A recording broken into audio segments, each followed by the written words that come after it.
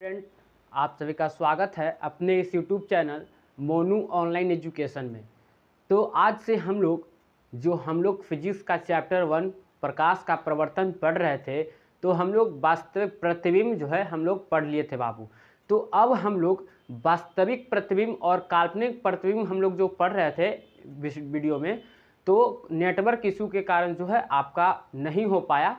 तो आज हम लोग वास्तविक प्रतिबिंब और काल्पनिक प्रतिबिंब में अंतर देखेंगे। तो आप लोग क्वेश्चन लिखिए, वास्तविक प्रतिबिंब और काल्पनिक प्रतिबिंब में क्या अंतर है। लिखिए, क्वेश्चन लिखिए, वास्तविक प्रतिबिंब और काल्पनिक प्रतिबिंब में अंतर स्पष्ट करें। एक तरफ पेज में लिख दीजिए वास्तविक प्रतिबिंब और दूसरे तरफ लिख दीजिए काल्पनिक प्रतिबिंब। काल्पनिक प्रतिबिंब लिख दीजिए बाबू।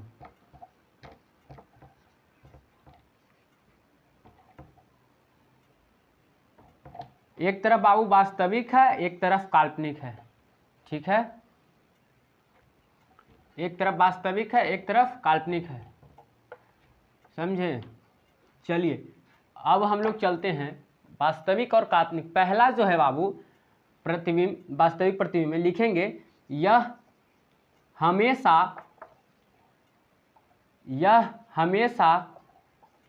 उल्टा बनता है। वास्तविक प्रतिबिंब जो है बाबू वो हमेशा उल्टा बनेगा। और इसमें लिखेंगे यह हमेशा सीधा बनता है।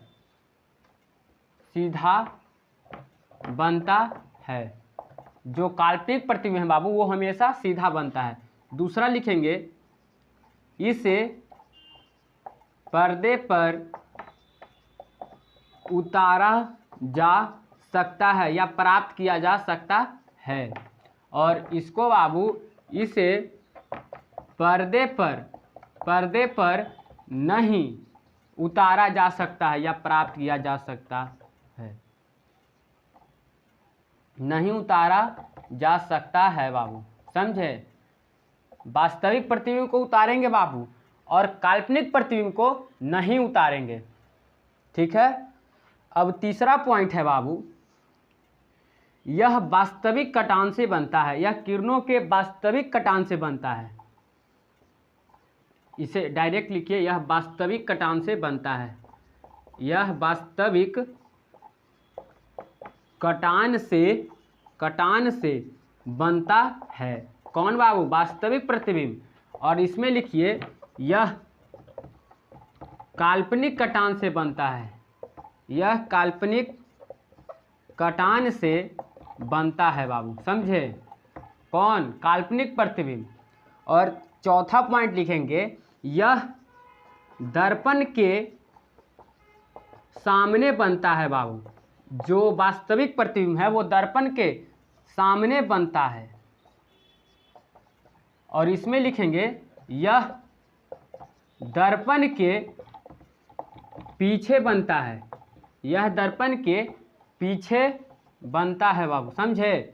कौन? काल्पनिक प्रतिबिंब। काल्पनिक जो प्रतिबिंब है बाबू वो दर्पण के पीछे बनेगा। आप लोग को ध्यान रखना है। तो आइए हम लोग एक बार इसको रिवीजन कर लेते हैं कि क्या कह रहा है। तो पहला है बाबू वास्तविक प्रतिबिंब और काल्पनिक प्रतिबिंब में अंतर स्पष्ट करने के लिए बोल रहा है। तो आप लोग को पहले पेज में आप लोग को एक तरफ वास्तविक प्रतिबिंब लिखना है, एक तरफ काल्पनिक प्रतिबिंब लिखना है। उसके बाद ही वास्तविक और काल्पनिक में अंतर लिखिएगा, पॉइंट लिखिएगा। तो पहला पॉइंट है यह हमेशा उल्टा बनता है। वास्तविक प्रतिबिंब बाबू हमेशा उल्टा बनेगा। कहीं भी वस्तु रखेगा तो हमेशा उल्टा बनेगा वास्तविक प्रतिबिंब में। और इसमें काल्पनिक में कहता है यह हमेशा सीधा बनता है।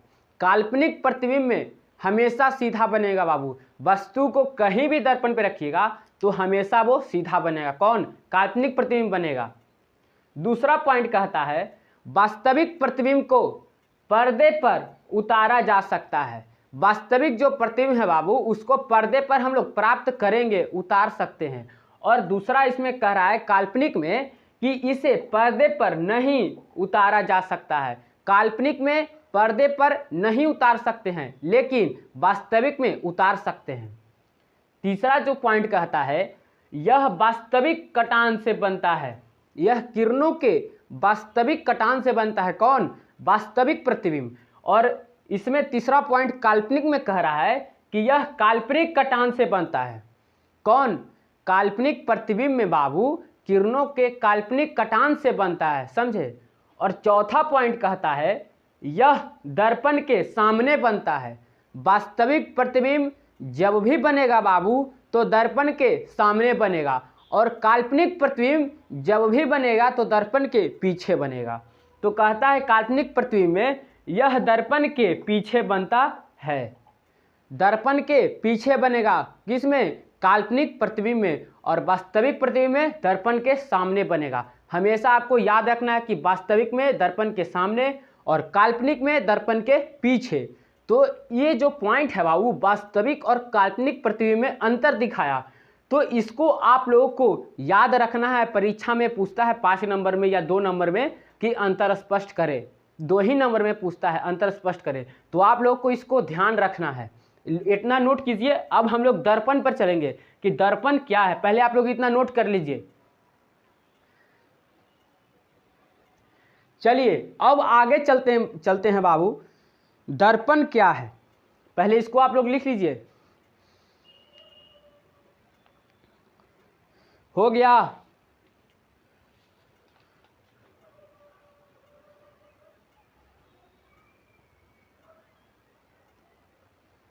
चलिए हो गया। चलिए अब हम लोग दर्पण पढ़ेंगे बाबू। प्रतिबिंब तक हम लोग पढ़ लिए, अब हम लोग दर्पण पढ़ेंगे कि दर्पण किसे कहते हैं। क्वेश्चन लिखिए, दर्पण किसे कहते हैं या दर्पण क्या है। पहले हम लिख लेते हैं, उसके बाद हम आपको समझा देंगे। आप लोग भी साथ में लिखिए, क्वेश्चन लिख लिए आप लोग, दर्पण क्या है। चलिए अब हम लोग लिखते हैं।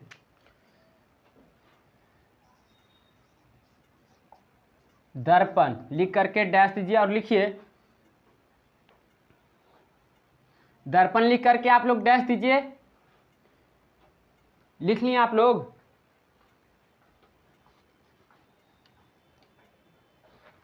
आप लोग बाबू दर्पण लिख करके डैश दीजिए। चलिए लिखिए, लिखिए वैसा चिकना या बोर्ड को क्या हो गया, वैसा चिकना या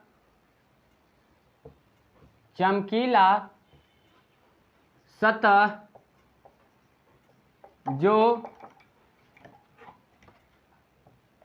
जो प्रकाश के, वैसा चिकना या चमकीला सतह जो प्रकाश के किरणों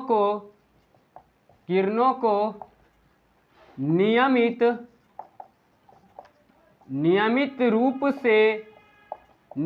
रूप से परावर्तित करती है तथा जिसका एक भाग अवश्य ही रंगा हो, दर्पण कहलाता है। दर्पण कहलाता है। देखो बाबू, दर्पण जो है, दर्पण क्या है, आप लोग क्वेश्चन लिख लिए दर्पण क्या है।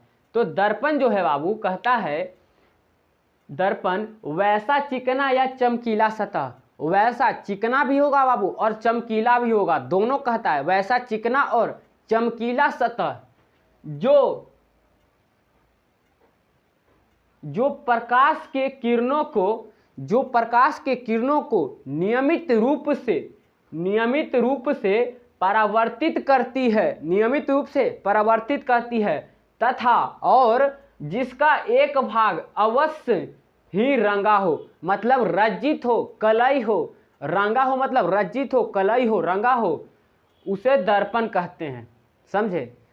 तो कहता है बाबू वैसा चिकना या चमकीला सतह, चिकना भी होगा और चमकीला भी होगा, दोनों लिखना है।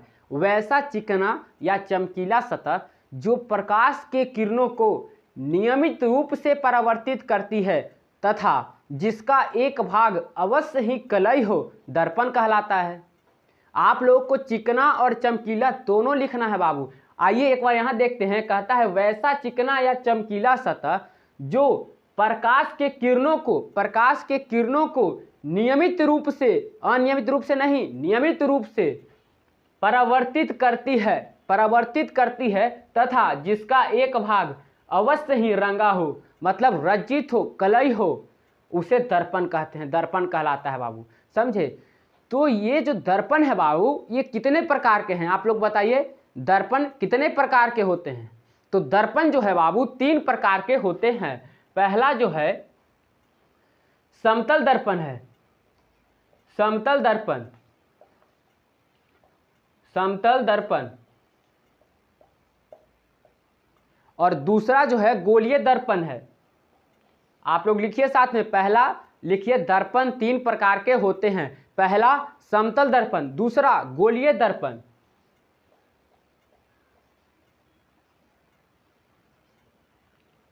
गोलीय दर्पण।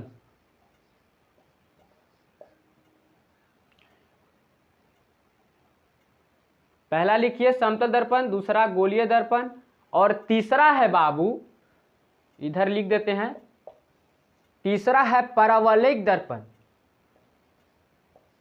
परवल लिख दीजिए और उसके बाद इक जोड़ दीजिए, परवलयिक दर्पण। समझे?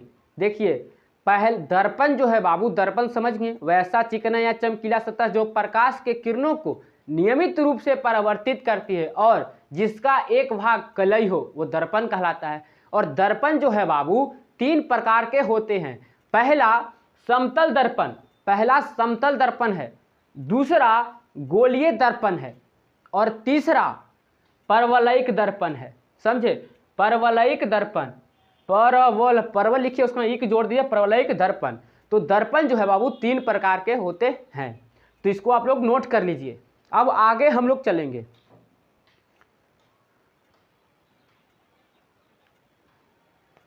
चलिए अब हम लोग आगे चलते हैं। दर्पण लिख लिए आप 3 प्रकार के, समतल दर्पण, गोलीय दर्पण और परवलयिक दर्पण। अब समतल दर्पण पर चलेंगे कि समतल दर्पण क्या है। चलिए हो गया। चलिए अब आगे चलते हैं बाबू, समतल दर्पण क्या है।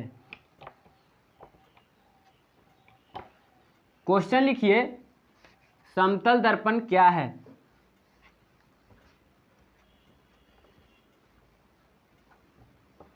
समतल दर्पण क्या है? लिखिए समतल दर्पण।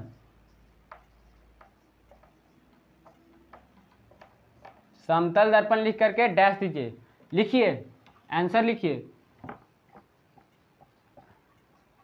वैसा दर्पण जिसका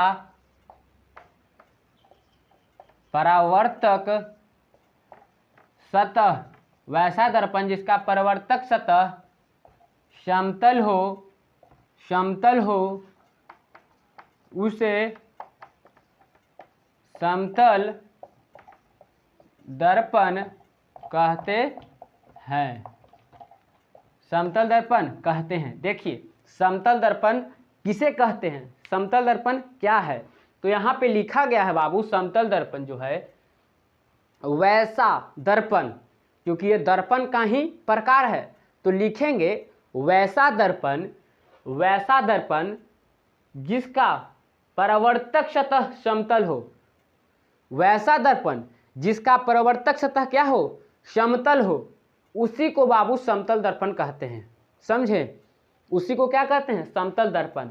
अब ये जो समतल दर्पण है, अब कहेगा कि समतल दर्पण कैसा होता है, तो देखिए समतल दर्पण, इस पर हम कलई कर देंगे, ऊपर नहीं होगा बाबू, नीचे ही होगा, ऊपर नहीं करना है, नीचे से करना है।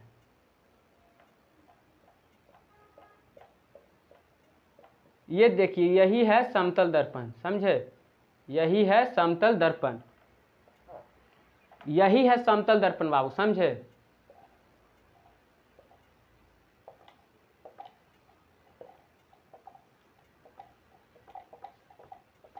समतल दर्पण यही है। कहता है वैसा दर्पण जिसका परावर्तक सतह समतल हो, जिसका परावर्तक सतह क्या हो, समतल हो। ये समतल है ना, बराबर है, प्लेन मिरर, जिसको समतल दर्पण को इंग्लिश में कहते हैं प्लेन मिरर, समतल हो उसे समतल दर्पण कहते हैं। इसका परावर्तक सतह समतल होगा उसी को समतल दर्पण कहते हैं बाबू, प्लेन मिरर।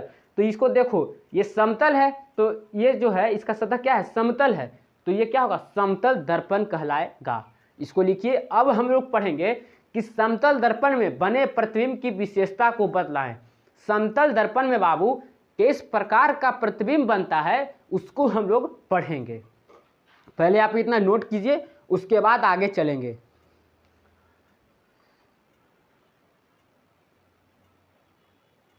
चलिए हो गया।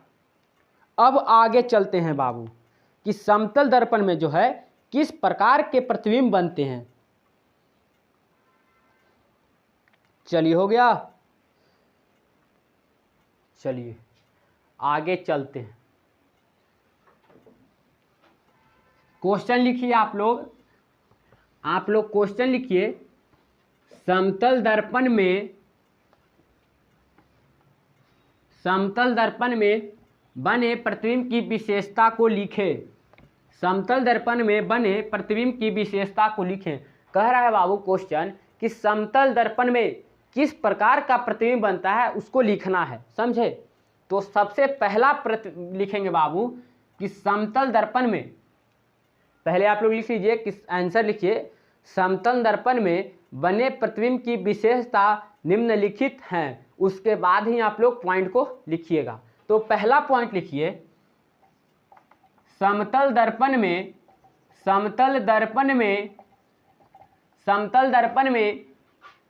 आभासी या काल्पनिक प्रतिबिंब बनता है। आभासी या काल्पनिक प्रतिबिंब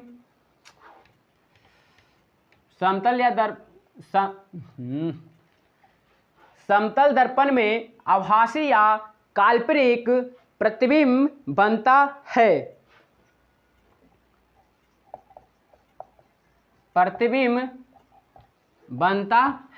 समझे बाबू। समतल दर्पण में हमेशा आभासी और काल्पनिक प्रतिबिंब बनेगा, क्योंकि समतल दर्पण प्लेन मिरर को कहते हैं, प्लेन मिरर, उसको इंग्लिश में क्या कहते हैं, प्लेन मिरर। और समतल दर्पण में हमेशा सीधा प्रतिबिंब बनेगा बाबू, समझे। दूसरा लिखिए, समतल दर्पण में हमेशा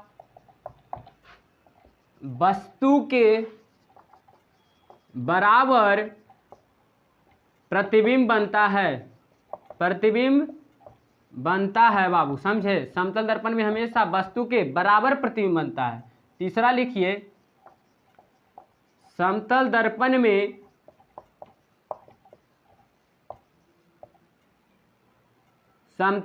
में वस्तु की अपेक्षा सीधा प्रतिबिंब बनता है, ऐसे लिखिए। समतल दर्पण में वस्तु के अपेक्षा सीधा प्रतिबिंब बनता है। और लिखिए, चौथा लिखिए, समतल दर्पण में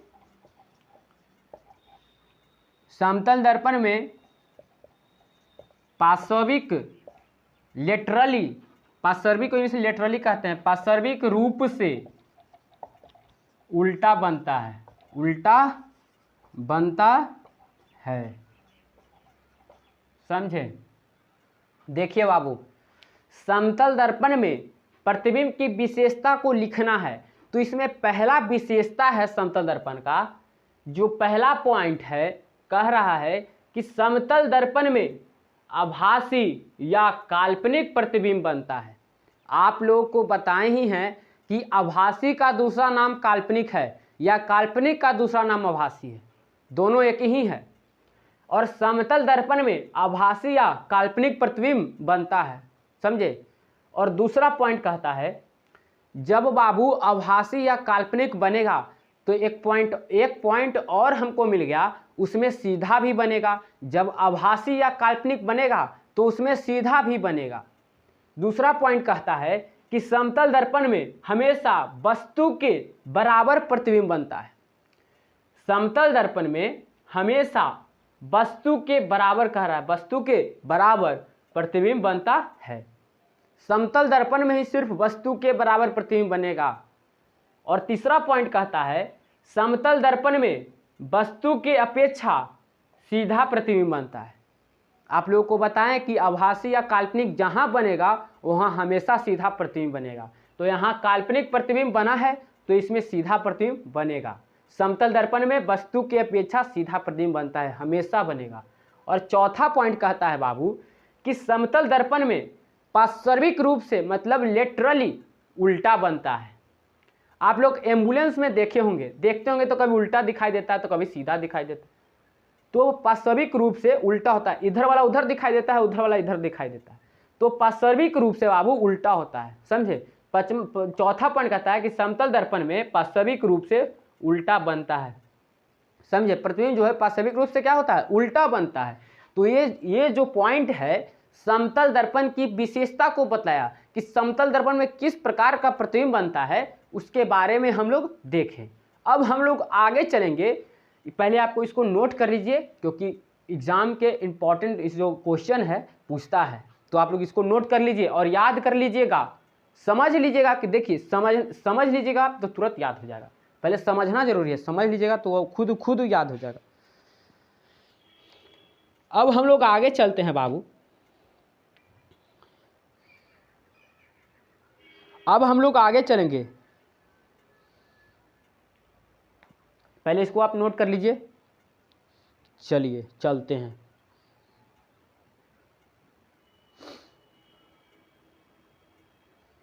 चलिए हो गया। अब हम कुछ पॉइंट है बाबू समतल दर्पण का, उसको हम लोग पढ़ेंगे।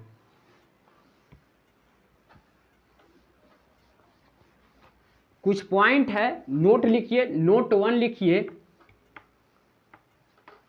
समतल दर्पण का कुछ पॉइंट है जो नोट के रूप में हम लिखवा रहे हैं, काफी इंपॉर्टेंट है। चलिए लिखिए। पहला नोट है नोट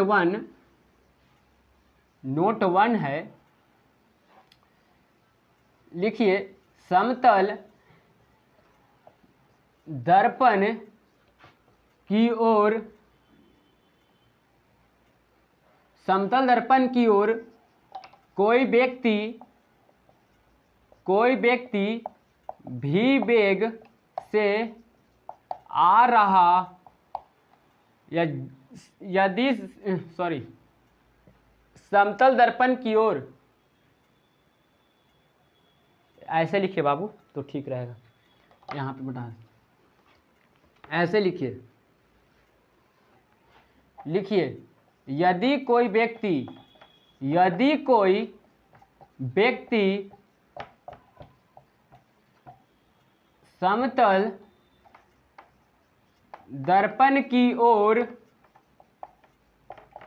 भी वेग से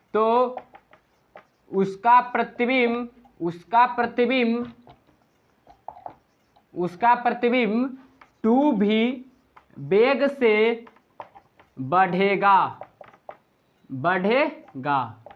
समझिए बाबू, कहता है यदि कोई व्यक्ति समतल दर्पण की ओर भी वेग से जा रहा हो तो उसका प्रतिबिंब 2 भी वेग से बढ़ेगा। और नोट 2 है बाबू, यदि कोई व्यक्ति की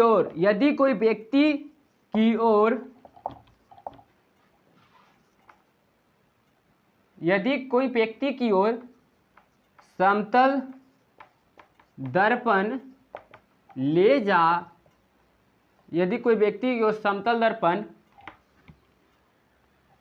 भी वेग से ले जा रहा है तो यदि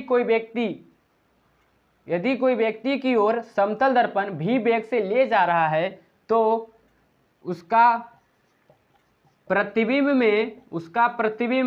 में कोई बदलाव नहीं होगा। समझे बाबू?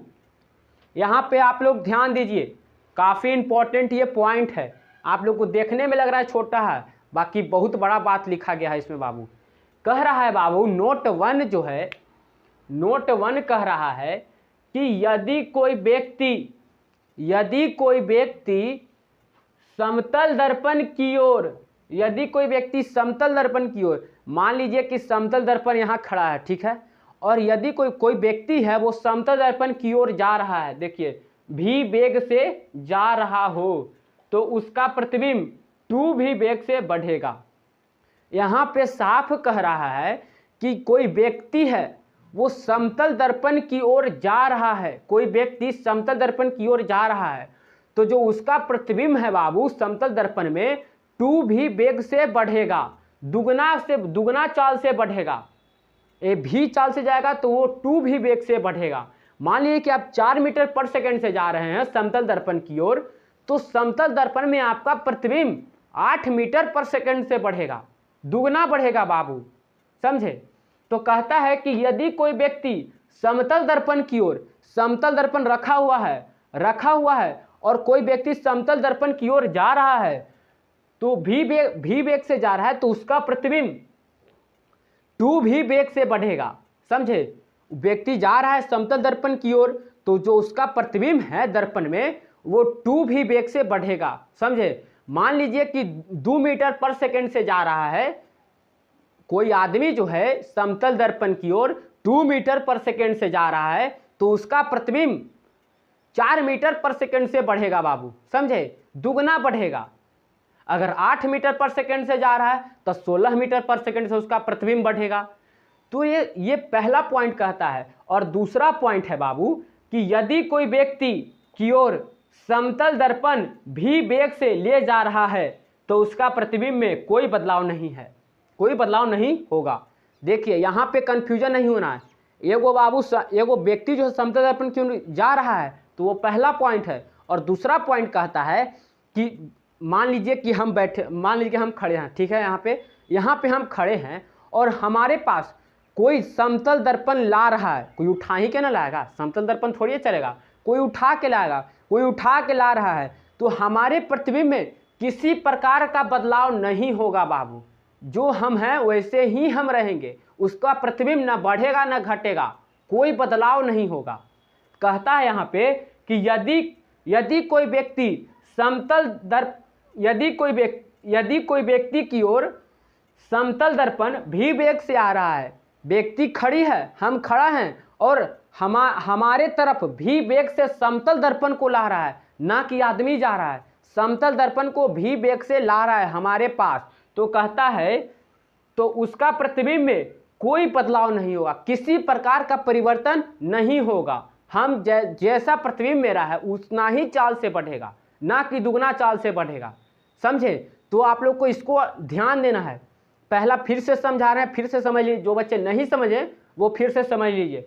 पहला पॉइंट कहता है कि यदि कोई व्यक्ति समतल दर्पण की ओर भी वेग से जा रहा है, मान लीजिए कि ये सामने समतल दर्पण रखा गया है और हम जो हैं समतल दर्पण की ओर भी वेग से जा रहे हैं, मान लीजिए कि 2 मीटर पर सेकंड से हम जा रहे हैं समतल दर्पण की ओर, और समतल दर्पण में जो मेरा प्रतिबिंब बनेगा, यहाँ पे कह रहा है कि उसका प्रतिबिंब 2 भी वेग से बढ़ेगा।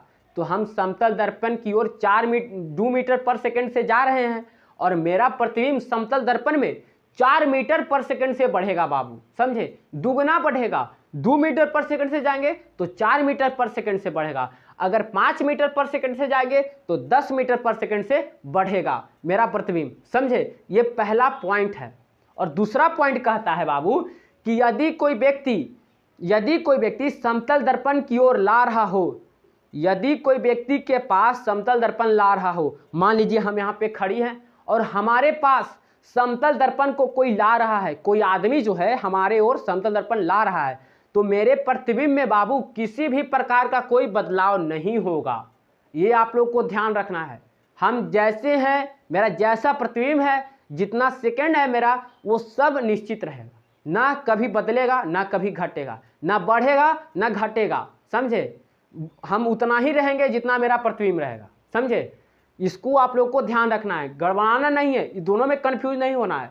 एगो जा रहा है समतल दर्पण की ओर, एगो व्यक्ति जो है समतल दर्पण को ला रहा है, इसमें कंफ्यूजन नहीं होना है। इसको आप लोग समझ गए होंगे, तो आप लोग इसको नोट कर लीजिए। और ये बाबू देखिए, ये 2v वेग जो है ना, यहाँ पे अगर 2v वेग से पढ़ेगा ना, जो दर्पण है वो 2v वेग से हमारे पास लाएगा, तो उसका जो प्रतिबिंब बनेगा वो भी 2 मीटर पर सेकंड से ही रहेगा, मतलब कि बराबर रहेगा। 2 मीटर पर सेकंड से वो दर्पण लाएगा तो मेरा भी प्रतिबिंब 2 मीटर पर सेकंड ही रहेगा, और इसमें बाबू दोगुना हो जाएगा। आप लोग इसको ध्यान दीजिएगा, गड़बड़ाना नहीं है। चलिए अब हम लोग आगे चलते हैं। अब हम लोग गोलीय दर्पण पर चलते हैं बाबू। गोलीय दर्पण क्या है?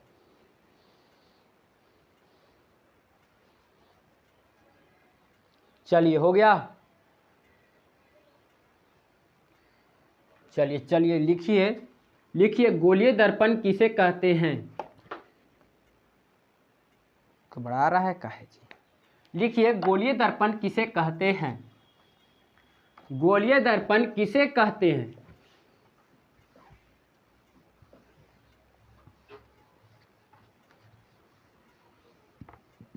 लिख लिए बाबू, गोलीय दर्पण किसे कहते हैं, या गोलीय दर्पण लिख करके डैश दे दीजिए। ये जो भी पॉइंट बता रहे हैं बाबू काफी इंपॉर्टेंट है, और ये पॉइंट में गड़बड़ाना नहीं है, ये छोटा बात है, बाकी बहुत ही इंपॉर्टेंट है। चलिए हो गया। चलिए लिखिए गोलीय दर्पण। लिखिए गोलीय दर्पण अब किसको कहेंगे? गोलीय दर्पण लिखिए, उसके बाद समझा देते हैं। लिखिए वैसा दर्पण जिसका परावर्तक सतह किसी खोखले गोले का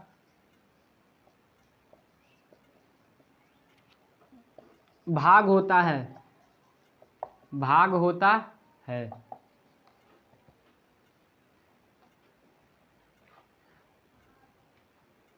देखिए बाबू, गोलीय दर्पण क्या है? गोलीय दर्पण क्या है? स्फेरिकल मिरर, इसको इंग्लिश में स्फेरिकल मिरर कहते हैं। तो गोलीय दर्पण जो है बाबू, वैसा दर्पण जिसका परावर्तक सतह लिखा गया है, वैसा दर्पण जिसका परावर्तक सतह किसी खोखले गोले का भाग होता है। कहता है वैसा दर्पण जिसका परावर्तक सतह किसी खोखले गोले का भाग होता है। ये जो खोखले गोले का भाग है बाबू, वो हम आपको अच्छे से समझाएंगे अवतल और उत्तल दर्पण में कैसा होता है। तो इसमें कहता है गोलीय दर्पण वैसा दर्पण जिसका परावर्तक सतह बाबू किसी खोखले गोले का भाग होता है, किसी खोखले गोले का भाग होता है, उसी को हम गोलीय दर्पण कहते हैं, समझे। और ये गोलीय दर्पण जो है बाबू, ये 2 प्रकार के होते हैं। गोलीय दर्पण 2 प्रकार के होते हैं, यहाँ पे लिख देते हैं। यह 2 प्रकार के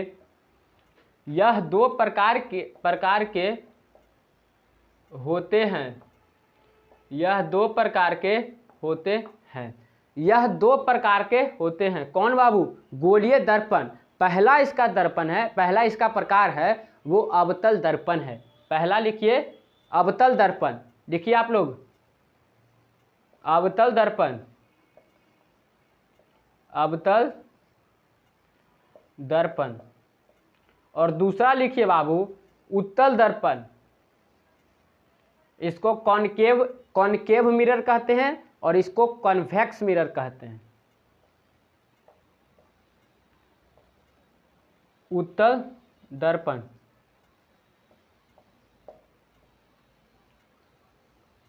इसको कॉनकेव मिरर कहते हैं।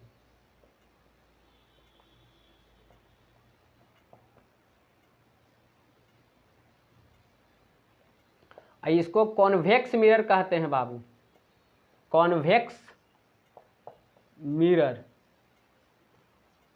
समझे? इसको कॉन्वेक्स मिरर और इसको कॉनकेव मिरर।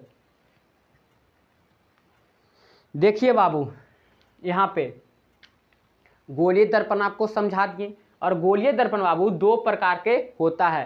पहला जो है बाबू अवतल दर्पण, अवतल दर्पण को कॉनकेव मिरर भी कहते हैं, इंग्लिश में इसको कॉनकेव मिरर कहा जाता है। और दूसरा जो प्रकार है गोलीय दर्पण का वो उत्तल दर्पण है, उत्तल दर्पण को कन्वेक्स मिरर कहते हैं। इसको आप लोग को ध्यान रखना है, इतना लिखिए। उसके बाद हम अवतल दर्पण पर चलेंगे कि अवतल दर्पण क्या होता है और कैसा होता है, इसका फिगर अवतल दर्पण का कैसा अवतल दर्पण होता है। पहले आप इतना लिख लीजिए। चलिए हो गया, अब आगे चलते हैं बाबू, इतना आप लोग जल्दी से नोट कर लीजिए तो आगे चलेंगे। चलिए हो गया।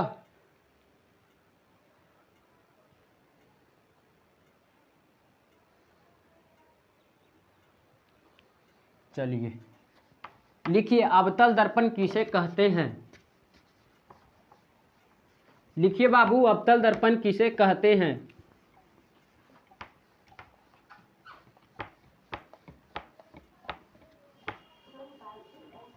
लिखिए अवतल दर्पण। आज टाइम हो गया बाबू, अब हम लोग टाइम हो गया, अवतल दर्पण नहीं हो पाएगा, टाइम हो गया तो कल हम लोग इसको बारे में डिटेल से पढ़ेंगे। तो आज का क्लास आप लोग का इतना ही रहेगा। तो चैनल को सब्सक्राइब कर लीजिए और वीडियो को लाइक कर दीजिए और ज़्यादा से ज़्यादा बच्चे के पास आप लोग शेयर कर दीजिए, ठीक है?